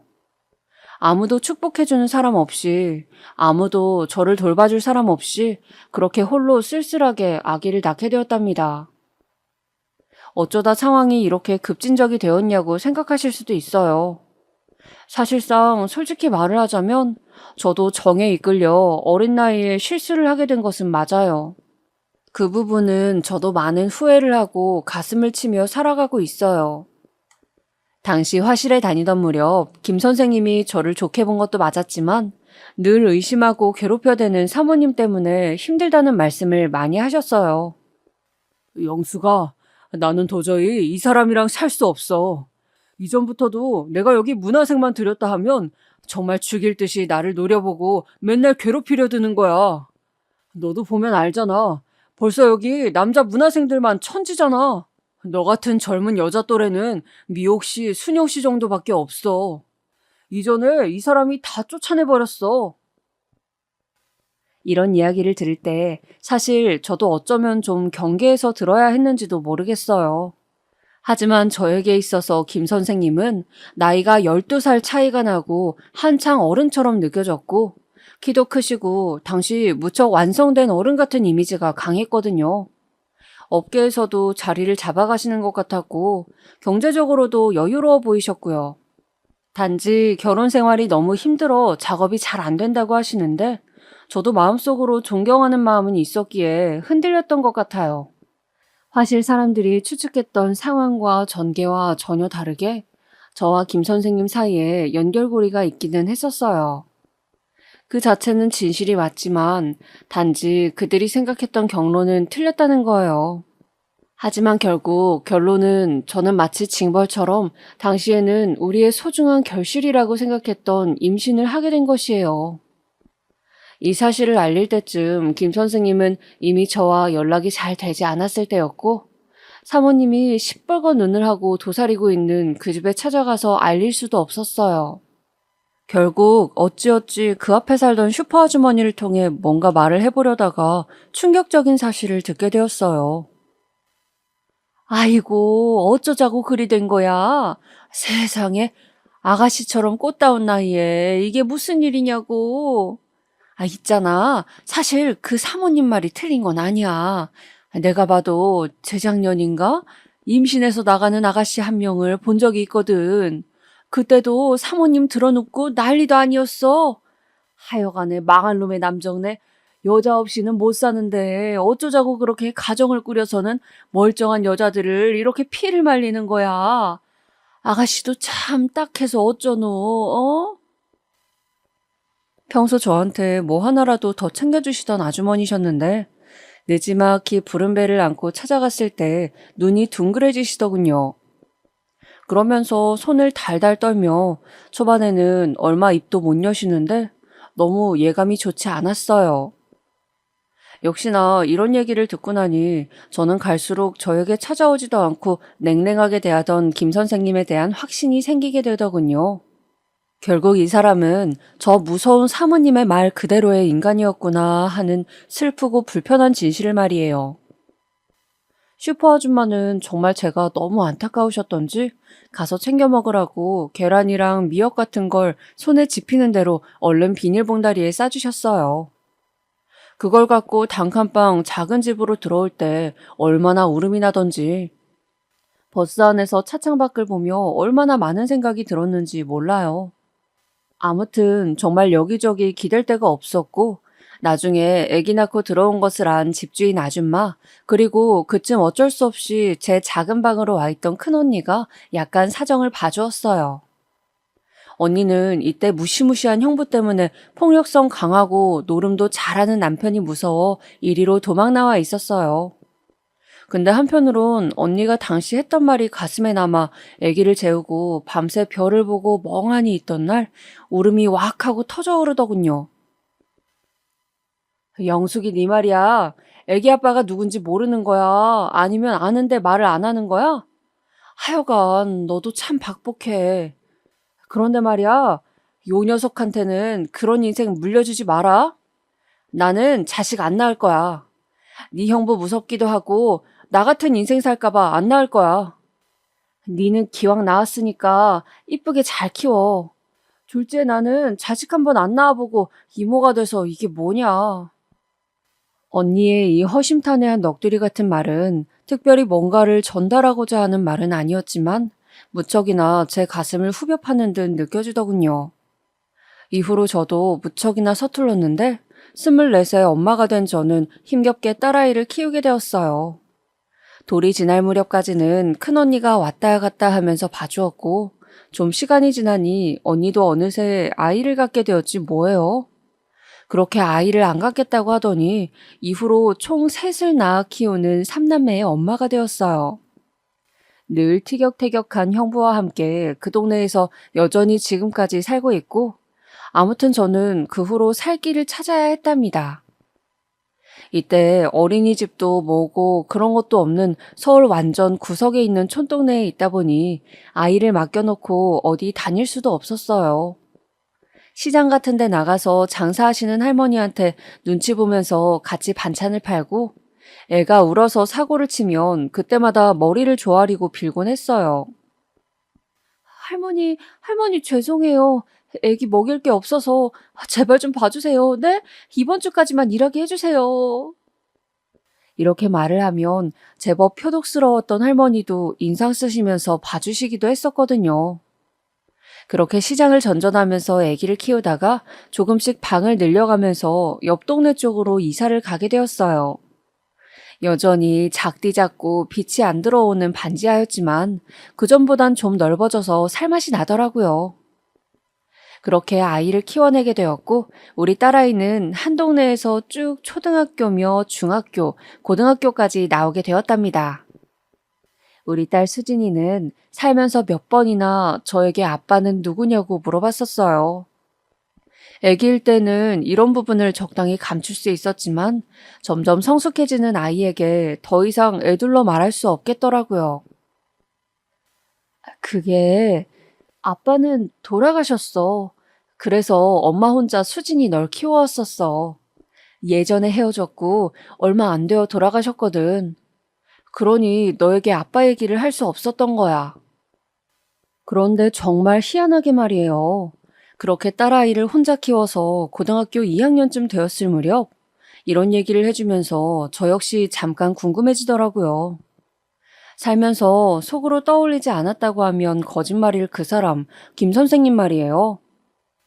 그 동네 근처를 저는 지나가지도 않았고 혼자 아기를 낳아 키우는 제 인생이 너무 비참하고 끔찍하게 여겨져 그 상처를 열어보고 싶지 않았어요. 아이를 키우는 동안 다들 주변에서 몇 번이나 애 아빠는 어디 있냐, 어쩌다가 과부가 되었냐는 식으로 물어보니까 늘 얼버무렸거든요. 그런데 애가 커서 직접 핏줄에 대해 말을 해주고 나니 저도 모르게 조금은 알아보고 싶어진 거예요. 그래서 어느 날 직장에서 퇴근하던 길에 버스를 타고 한번 그 동네에 가보았어요. 예전에 그림을 좀 그렸었던 사실은 다 잊고 그렇게 한 번의 불장난으로 인해 겪게 된 내 저주스럽고 처연했던 세월들, 이걸 다시 들춰보기에 저는 좀처럼 용기가 나지 않았어요. 그런데 아빠가 이미 세상에 없다는 말에 불이 꺼진 듯한 표정으로 어깨가 축 처진 딸을 보니 왠지 궁금해지는 거예요. 그리하여 찾아가 보았고 참 희한하게도 그 동네에 있던 그 후미진 골목 슈퍼는 그대로 있는 거예요. 하지만 당연하게도 슈퍼 아주머니는 그대로 계시진 않았어요. 사실 그 당시에 그렇게 나이가 많지도 않으셨는데 말이에요. 남자 총각이 그 자리에 앉아있길래 음료수를 사면서 한번 넌지시 물어봤어요. 저기, 여기 원래 아주머니 계셨던 것 같은데 되게 옛날에 제가 이쪽에 잠깐 살았거든요. 근데 여기는 재개발 안 되었나 봐요? 슈퍼는 그대로 있고 주인만 바뀌었나 봐요. 그 말에 총각은 희한한 말을 하는 거예요. 재개발되려고 조합에서 얘기가 나온 것도 최근이라 저희도 약간 고민이 많은 상태예요. 그리고 저희 어머니를 말씀하시는 것 같은데 지금 병원을 다니시느라 제가 대신 자리를 봐드리고 있어요. 이때 얘기를 듣다 보니 신기해서 말을 더 이어갔는데 혹시나 싶어, 정말 혹시나 싶어 이 안쪽 좀 더 골목에 있는 화실을 혹시 아냐고 물어봤어요. 그랬는데 돌연 생각지도 않은 아주 아싸하고 냉기가 느껴지는 이야기를 듣게 되었답니다. 아, 거기 알아요. 거기가 언제까지 있었더라? 한 10년 전까진 있었나? 좀 된 것 같은데요. 아무튼 거기 아저씨랑 아줌마랑 뭐가 난리도 아니었더라고요. 아줌마도 병 얻어서 고생하시고 아저씨가 더 일찍 돌아가셨어요. 들어보니 사모님은 이후로 큰 병을 얻어서 고생했고 김 선생님은 무슨 일 때문인지 정확히 모르지만 이미 세상을 떴다는 거예요. 병인지 사고인지 뭔지 정확한 건 모르는 눈치였지만 확실한 것은 저와 같은 하늘 아래에 없다는 것이에요. 그런데 좀 더 마음을 찌르르하게 하는 내용을 듣게 되었어요. 그 집 자식들도 좀 잘 안 풀린 걸로 알아요. 저희 어머니 말로는 거기 화실 소문이 좀 안 좋았다고 하더라고요. 아저씨가 자유분방한 분이라 사고도 많이 치시고 애를 낳았답시고 찾아오는 사람들도 많았다고 하니 거기 사모님 참 잘해주셨던 분인데 그렇게 고생만 하시다가 병 얻으신 것 같아요. 이때 참 억장이 무너지는 기분이더라고요. 저에게 도깨비만큼 무섭게 느껴졌던 사모님의 얼굴을 제가 시간이 한참 지나 저 역시 자식을 키우고 낡을 만큼 낡게 되어 생각을 해보니까요. 이미 이때 저는 당시 사모님보다 나이가 훨씬 들어있는 셈이었잖아요. 저는 애초에 남편이란 존재가 없는 상태로 애아빠만 어딘가에 있다는 상태로 살아왔지만 새삼 사모님의 인생이 어땠을까 싶더군요. 그리고 딱 그때 한 번만 그 동네에 가본 뒤 저는 다시는 그곳을 가지도 그곳을 떠올리지도 않으며 억지로 누르면서 살아오게 되었어요. 이제 그 동네와 그 사람들은 이후의 얘기를 듣고 난 뒤 저에게 더욱 아픈 상처가 되어버렸거든요. 저의 아픔과 파란만장한 인생도 장난이 아니었지만 왠지 나에게 상처를 준 이보다 내가 상처를 주고 망쳐놓은 인생 같아서 다시 열어보기가 너무 겁이 났어요. 웬만하면 저 바닥 밑에 꽁꽁 묻어두고 다시는 수면 위로 올라오지 않기를 바라는 쓰레기 비닐처럼 그렇게 저는 잊고 살고 싶었고 실제로도 잊고 있었답니다. 하지만 말이에요. 인생이란 건 정말 녹록지가 않아요. 그리고 인생은 어딘가에서 반드시 뭔가를 마주하게 만드는 그런 힘이 있는 것 같아요. 살아있는 동안 반드시 자기 자신의 액면가 그대로, 날 것 그대로 마주하게 만들어버리는 그런 것 말이에요. 저는 이미 혼자 아이를 키우고 별의별 취급을 다 받고 서름을 겪으면서 죗값을 치렀다고 생각했어요. 그게 너무 오만한 생각이었던 걸까요? 결국 저는 막다른 골목에서 제 자신을 다시 마주하게 되어버렸답니다. 하지만 너무 야속하게 느껴져요. 올 것이면 나에게 올 것이지 왜 나를 가장 아프게 하는 치부를 건드린 것일까요? 저희 딸은 몇 년 전에 결혼을 했어요. 풍족하게 키우진 못했지만 그래도 할 수 있는 교육은 다 시켰고 언제나 저에게 애달프고 아픈 그렇지만 참 기똥차게 이쁜 딸로 잘 키워내서 사회로 내보냈어요. 일단 결혼을 하겠다고 하는데 이제 막 20대 중반을 넘긴 나이라서 저는 나쁘지는 않다고 생각했어요. 하지만 한창 결혼이 다들 늦어지고 있고 예비 사위는 우리 딸과 8살 차이가 났거든요. 사실 급한 건 우리 딸은 아니었는데 서두르니 약간 서운하긴 했어요. 그래도 정식으로 상견례도 하고 반듯해 보이는 집에 시집을 보내게 되었으니 기분이 너무 이상했답니다. 그런데 한 가지 조금 걱정스러운 게 있었답니다. 바로 신혼집으로 보내는 게 아니라 시댁에서 2년 정도 살게 한다는 것이었어요. 이 부분에서 딸이 저를 얼마나 설득을 하고 또 하던지 본인이 좋다니 어쩔 수 없다지만 마음이 썩 좋진 않았어요. 왜 그래, 엄마? 어디서 또 그런 오지랖을 듣고 온 거야? 우리 어머니 정말 좋으신 분이라니까? 우리 도련님도 그렇고 시댁도 2층 집이라서 우리 살 공간은 따로 만들어 두셨대. 오빠도 이렇게 살다가 금방 신혼집 얻어서 나갈 예정이라고 하고. 엄마는 걱정할 게 하나도 없어. 어머니가 얼마나 잘해주시는데. 본인이 좋다고 하니 저도 이 이상 더 말릴 수가 없겠더라고요. 그렇게 해서 딸은 결혼을 하고 신혼생활을 시댁에서 시작하게 되었답니다. 저도 시집살이에 대한 정보가 많이 없는 터라 초반에는 뭐 아는 게 없었어요. 초반에는 잘 지내는 듯 했고 저도 시댁에 들어가 사는 딸에게 너무 많이 연락하기도 좀 그렇더라고요. 그런데 얼마 안 되어 딸이 임신을 하게 되었고 이쯤 되니 나름 친정엄마인 저도 드나들면서 상황을 알게 되었어요. 수진아, 몸이 많이 안 좋은가 봐. 얼굴색이 왜 그래? 먹는 건 잘 먹고 있는 거야? 저도 임신했을 때 생각이 나면서 얼굴이 영 까칠하고 표정이 어두운 딸을 보니 마음이 무거웠어요. 딸은 입덧이며 이것저것 힘든 건지 기력이 없어 보이더군요. 엄마, 그냥 있는 거 잘 챙겨 먹고 있어. 그런데 몸이 많이 힘들어. 엄마한테 가 있고 싶다. 이 말에 갑자기 저도 마음이 약해져서 딸을 우리 집에 데려오고 싶었고 사돈에게 연락을 했어요. 그런데 이때 반응이 썩 좋지 않더군요. 어머, 저도 잘 챙겨주고 있는데 수진이가 불만이 많았나 봐요. 그리고 저희 아들이야 뭐 직장 다니느라 바쁘니 자기 부인 아픈 거야 알지만 신경 쓸 새가 없어요. 아무튼 잘 알겠어요. 이따 오셔서 데려가시면 되겠네요. 이렇게 서로 은근히 언짢은 상태로 대화가 마무리되었고 딸은 어영부영 우리 집에 와서 입덧이 끝나는 시기까지 한 달 정도 머물렀답니다. 그런데 이 무렵에 시댁이며 자기 남편이며 사이가 썩 좋지 않게 흘러가더군요. 그나마 사위는 몇 번 우리 집에 와서 들여다보기도 하고 언제 올 거냐고 아쉬운 표정을 짓기도 했어요. 어째 묘하게 사돈네와 기싸움이 되어가는 모양이 되는 듯하여 저도 적당히 챙긴 다음 딸아이를 다시 시댁으로 보냈답니다. 그러고 시간이 지나서 우리 딸은 손주를 낳았고 엄청 고생을 하며 낳아서 회복이 잘 되지 않았어요. 이때도 들려보고 싶었지만 이전에 워낙 눈치 봤던 게 아니니 저도 들리기가 힘들었어요.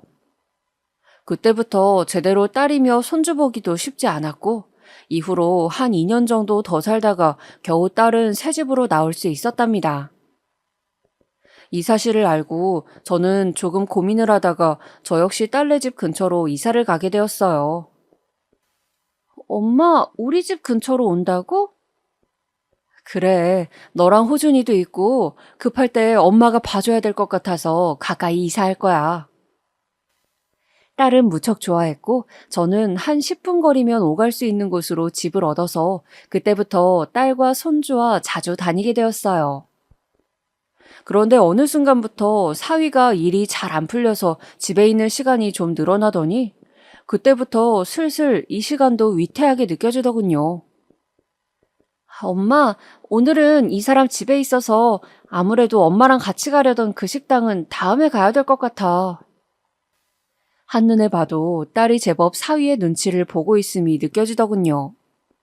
이 무렵부터 저는 늘 언짢은 감이 있었고 사위의 행동도 딱히 마음에 들지 않았어요. 하지만 돌아보니 그래도 제가 이러면 안 됐는데 공연하게 오지랖을 부린 것 같더라고요. 이 일로 사위와 저의 관계는 완전히 틀어졌고 딸네 집에 드나드는 것도 제 마음대로 할 수가 없게 되었어요. 자네 요즘은 일이 없는 건가? 그렇게 해서 우리 수진이랑 호준이는 어떻게 먹여 살리려고 그러나? 제대로 직장 생활을 하고 있긴 한 거야? 이 말에 곧장 사위는 날이 서서 받아쳤고 결혼한 이래 한 번도 정면으로 부딪혀 본 적이 없는 저와 사위는 전례 없는 큰 싸움을 하게 되었어요. 장모님, 제가 다 알아서 할 일이에요. 제 머릿속에도 충분히 생각이 많습니다. 아무렴 장모님 말씀처럼 처자식이 있는데 이렇게 계속 있을까요? 그런 얘기는 굳이 하시지 않는 게 좋을 것 같아요.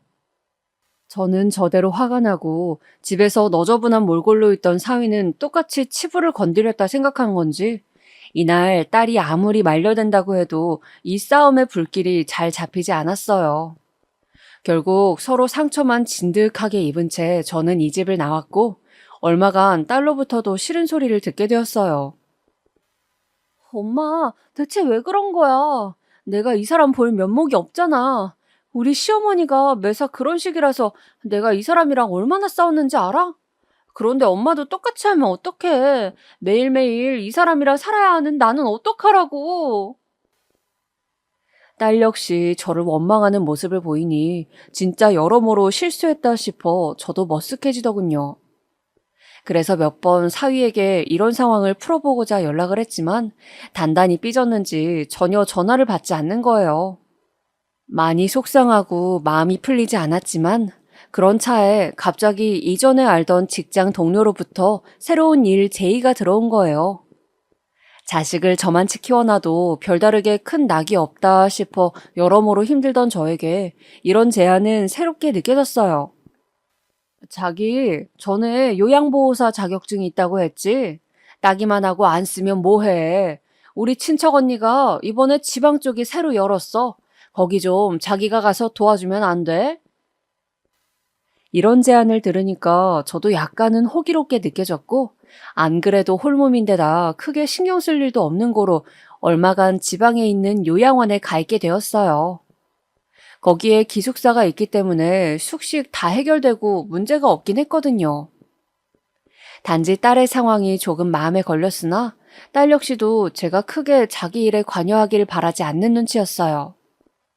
이것이 참 서글프기도 했지만 어쩔 수 없다는 생각이 들었어요. 엄마 미안. 내가 좀 안정되면 연락할게. 이 사람 요즘 직장 이직 준비하고 너무 바빠. 집에 잘 들어오지도 않고 눈만 마주치면 우리는 요즘 계속 다퉈.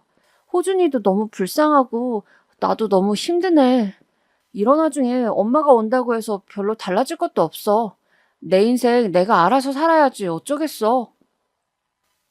이런 사정을 듣고 저도 꽤 어두운 마음으로 요양원에 가게 되었고 거기서도 나름 적응한답시고 일이 꽤 많았어요. 잘 안 맞는 직원분들과의 관계 때문에 무척 힘들었던 와중 내 나이도 얼마 안 있음 환갑인데 비슷한 또래부터 그 위까지 어르신들 모신다는 게 참 버겁게 느껴지더군요. 그러고 1, 2년 정도의 생활을 정리하고 그간 전화나 영상통화만으로 연락을 하던 딸네 집에 아주 간만에 들리게 되었어요. 원래 살았던 작은 투룸은 집주인에게 말을 해서 그 사이만 세를 주었고 올라갈 때 다시 연락해서 어찌저찌 공간을 되찾게 되었어요. 다행히도 집주인 딸이 잠깐 지냈던지라 사정이 좋게 마무리되었는데요. 아무튼 그렇게 들어오자마자 그간 얼굴을 못 본 딸이며 손주 생각도 나고 여전히 언짢은 감정이 남아있는 사위 생각도 나더군요. 집에 짐을 풀고 살림살이를 정돈하면서 근처 시장에 가서 장도 봐오고 반찬거리도 대강 만들어 봤어요. 딸에게 따로 연락은 하지 않고 근거리에 있는 집에 들려보았는데 배를 눌러보니까 손주가 뛰어나오는 거예요. 우와, 할머니, 할머니다! 할머니예요? 이렇게 토끼마냥 깡충깡충 뛰어대는 손주를 보니 어찌나 귀엽던지 반찬통 내려놓고 현관에서 들쳐안고 얼굴을 부비댔답니다. 그러고 들어갔더니 딸은 주방에 있다가 절 보고 아주 화들짝 놀란 거예요. 어머, 엄마, 언제 온 거야?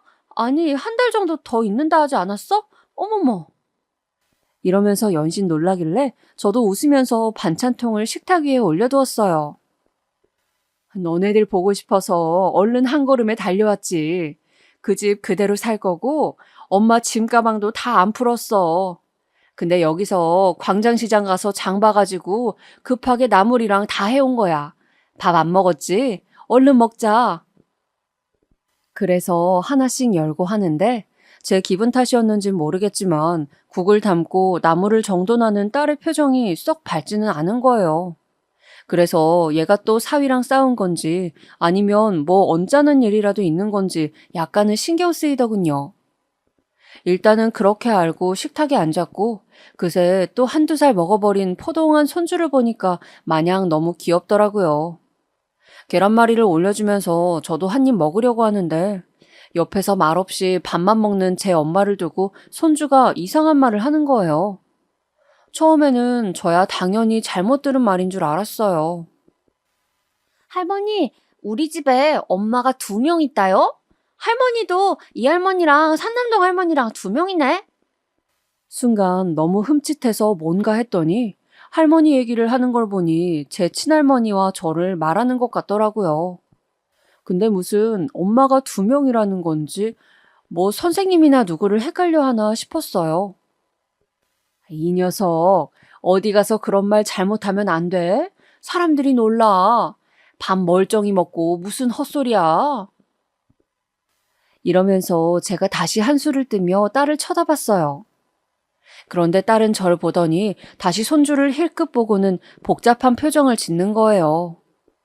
아까부터 딸 표정은 계속 안 좋은 게 어디 아프기라도 한가 싶은 와중에 다시 손주가 반박을 하더군요. 다른 분들이라면 이 말을 들었을 때 어떠셨을까요? 저는 순간적으로 손이 미끄러지면서 젓가락을 놓쳤고 다시 한번 손주의 눈을 빤히 보았어요. 얘가 왜 이런 헛소리를 하는지 알 수가 없었거든요. 아니야, 할머니. 우리 엄마 2명이야. 이 엄마도 있고 저기 안방 엄마도 있어. 순간적으로 제 얼굴엔 물음표가 엄청나게 많이 떠오르게 되었고 계속 손주에게 받아치며 야단을 쳤어요. 얘기 이 녀석, 아까부터 대체 무슨 소리를 하는 거야? 자꾸 그런 망할 소리 해대면 할머니한테 혼나? 왜 그래? 이렇게 말을 하면서도 도통 뭔가 싶어 안방 쪽에 저도 모르게 시선이 간 순간 손주가 자리에서 벌떡 일어나서 뛰어가는 거예요. 아, 진짜라니까? 할머니도 봐봐. 엄마, 맞잖아. 엄마, 엄마! 이러면서 안방문을 벌컥 열어버리는 거예요. 전 너무 어이가 없어서 딸을 보고 한 소리를 했는데 왜 이렇게 답답하게 꿀먹은 벙어리 마냥 인상을 찌푸리고 있는 걸까요? 아니, 저 녀석 왜 저러는 거야? 네가 야단 좀 쳐라. 어디서 저런 몹쓸 장난을 치는 거냐고. 할머니! 순간적으로 공기를 찢어놓는 듯한 날카로운 손주의 목소리. 손주는 안방에 있는 붙박이장을 발로 걷어차며 여길 보라는 거예요. 어쩔 수 없이 의자를 쓱 밀고 일어났더니 딸은 계속 머리가 아픈지 얼굴을 부여잡고 숟가락을 놔버리더군요. 손주 장난을 받아주는 것도 정도 것이다 싶어 일단은 움직였고 알겠다 하면서 붙박이장을 쓱 여는 신용을 했는데요. 얼른 열고 닫으려던 저는 순간적으로 숨이 멈춘 듯 아주 찬찬히 계속해서 그 안을 보며 문을 더 밀고 열어낼 수밖에 없었어요. 이 녀석아, 할머니 똥개 훈련을 시켜도 아니?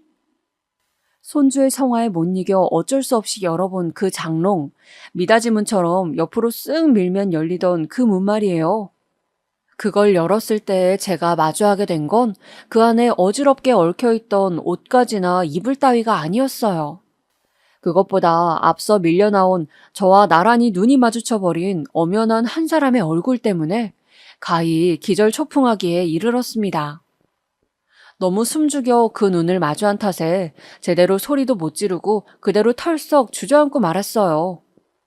한 4, 5초 눈을 응시하며 제가 계속 바라보았던 그 사람은 여자였고 우리 딸보다 조금 어리려나 싶은 한 아가씨였거든요.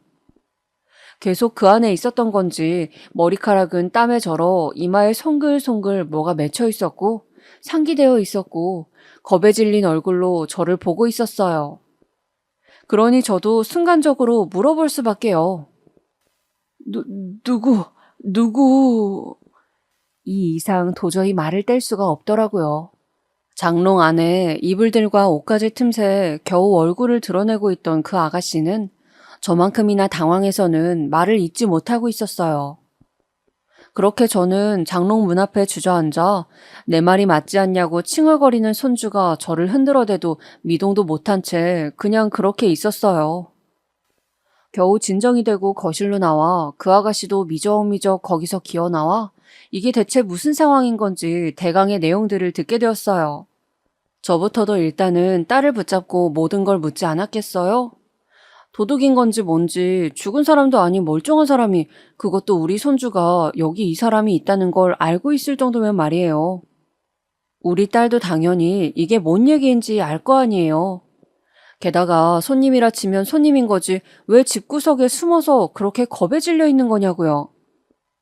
몇 번을 이게 무슨 일이냐고 묻는 저 역시 머릿속에서 별 생각이 다 들었고 이 모든 것이 진행되는 한 10분의 시간 동안 딸은 아무런 말도 하지 않았어요.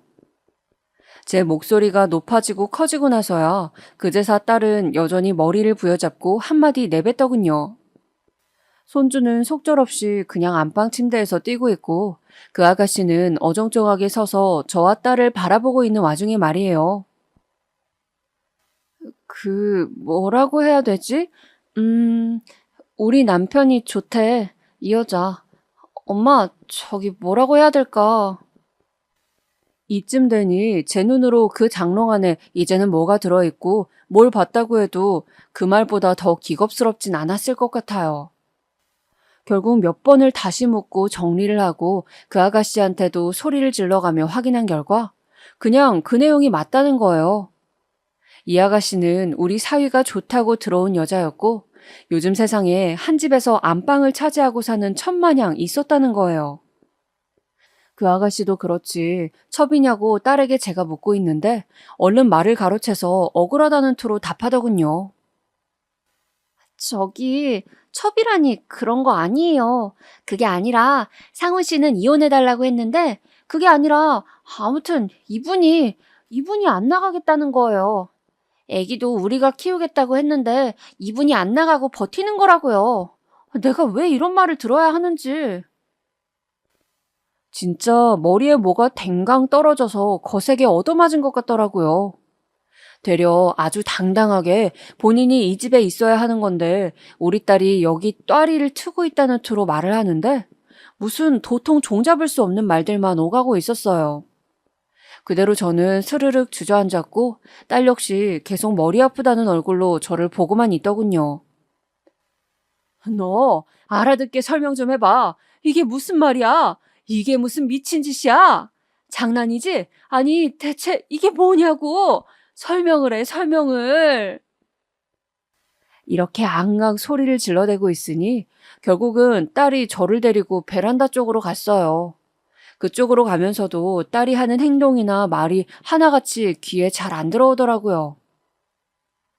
엄마한테 말 안 했는데 일단 나랑 남편이랑 지금 이혼 얘기가 있기는 해. 좀 사정이 있어. 그래서 엄마 이렇게 올 줄 몰랐는데 아무튼 말이야, 엄마. 오늘은 좀 머리가 아파. 그냥 가주면 안 돼? 이 기집애야, 똑바로 말해봐. 저 얘기가 뭐야? 이혼은 뭐고? 네가 왜 나가야 된다는 건데? 멀쩡히 새끼까지 다 낳아놓고 키우고 있는데 네가 왜 나가? 이때 저는 대강 말을 이해하고 왁왁 소리를 질러댔고 제발 제가 이해한 내용에 조금이라도 허점이 있고 잘못된 게 있기를 바라며 화를 냈어요. 하지만 불행히도 딸의 대답은 그렇지 않았고 아직까지 이 상황은 해결이 안 되어 한가운데 손주를 두고 게다가 대체 첩이 아니면 뭐라는 건지 알 수 없는 그 여자까지 두고 집에서 대치하고 있는 중이에요. 아, 엄마, 우리 남편 말이야. 그 사람 엄마가 요양원 갔을 시점부터 나랑 엄청 싸웠어. 엄마 때문만은 아니고 아무튼 나랑도 안 좋았어. 그러더니 직장에서 만난 저 여자랑 계속 그냥 저러고 있는 거야.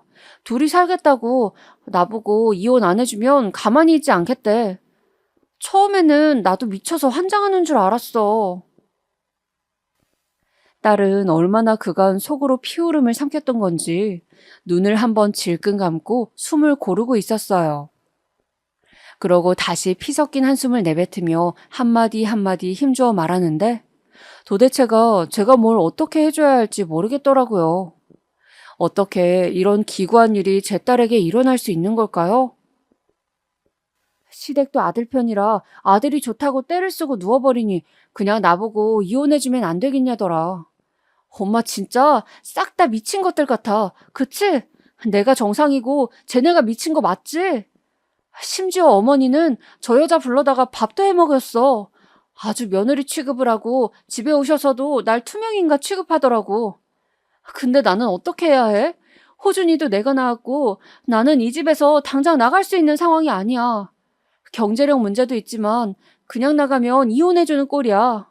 게다가 호준이는 아무것도 모르고 지 아빠랑 저 여자가 이 집에 있는 걸 그냥 멍하니 받아들이고 있어.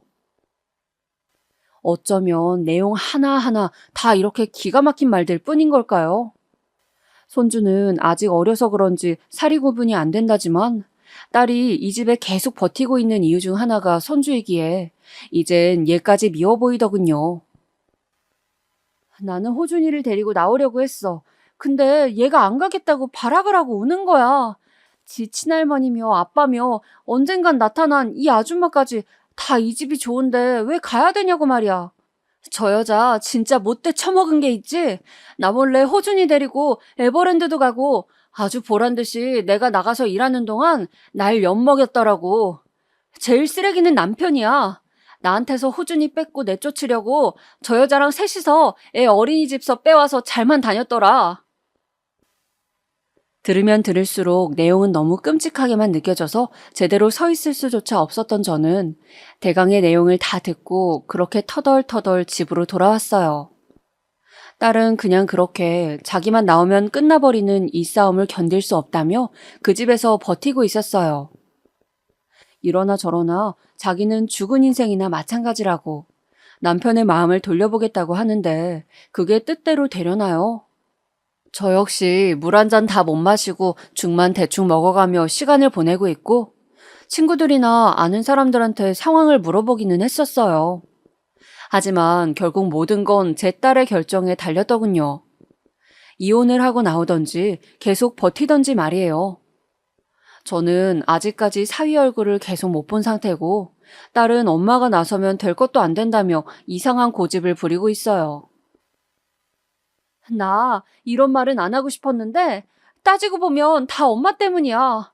엄마가 그때 저 사람한테 뭐라고 해서 나랑 사이가 완전히 나빠졌어. 집에도 안 들어오고 여자 품에 저렇게 놓여 살다가 데리고 들어왔다고. 내 말은 듣지도 않고 내가 입만 댔다 하면 이혼하잔 소리만 해. 나도 답답하지만 답이 없어. 엄마 없이 내가 해결해 볼 거야. 아무리 주변에 물어도 이런 상황으로 끌고 갈 게 아닌데 딸은 그냥 저렇게 멍청한 생활을 하고 있는 거예요. 제가 아무리 뭐라 해도 듣지 않고 이젠 전화도 10번에 한 번 정도 수준으로밖에 받질 않아요. 그러니 저는 살아도 사는 게 아닌 것 같고 딸의 이런 얽힌 실타래가 제 짐과 죄로 느껴져 너무너무 괴로운 일상 안에 있습니다. 그런데 사람 일이 참 서슬퍼렇도록 우스운 게 말이에요. 생각의 굴레를 한참 돌다가 계속해서 어딘가로 따라 올라가 보면 결국 어딘가에서 개운치 못하게 맞닿는 지점이 있어요. 바로 저의 젊은 날, 그리고 딸을 낳게 된 경위 등 많은 것들을 떠올려 보게 되는 거예요. 제가 지었던 죄가 너무 무겁고 대단해서 그런 것일까요? 딸을 키우며 살아오는 그 힘든 날, 제 나름으로야 그래도 그만한 고생을 했으니 나름의 속죄를 했다고 생각은 했었어요. 딱히 딸을 낳아서 김 선생님 집에 데려간다든지 협박하는 일 없이 죽은 듯 살았으니까요.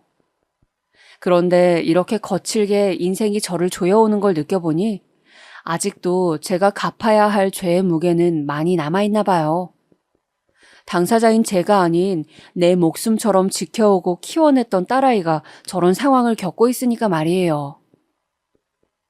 세상살이 참 무서운 것이 저렇게 남편의 외도로 마음에 피를 흘리고 어딘가 넋이 나간 딸을 보면 그 옛날에 제정신이 아닌 듯 했던 그날의 사모님 표정들이 떠오를 때가 있어요. 그래요. 누가 크게 지적해주지 않아도 이게 다 제 죄의 무게라고 생각은 하고 있어요. 잘한 짓이라고 결코 생각하지 않고 큰 폐를 끼쳤다고 생각합니다. 하지만 그게 꼭 딸에게 이어져야 했을까? 왜 딸이 저렇게 무거운 짐을 지게 된 걸까? 이런 생각을 할 수밖에 없어요. 별개로 떨어뜨려 놓고 싶으면서도 현실에서 헤어나오지 못해 괴로워하는 딸을 보면 영락없이 제 엄마가 저지른 짓을 딸이 징벌을 받고 있구나 싶습니다. 그렇다면 이걸 계속 지켜보며 살아야 하는 것이 저에게 주어진 최종적인 벌인 걸까요? 저도 제 주제를 압니다만 계속해서 이렇게 살아야 한다는 것이 막연하게 느껴져요. 몇 번이나 이런 질문을 던졌다가도 딸의 고생의 무게를 보며 다시 입이 다물어지기도 하는 요즘입니다.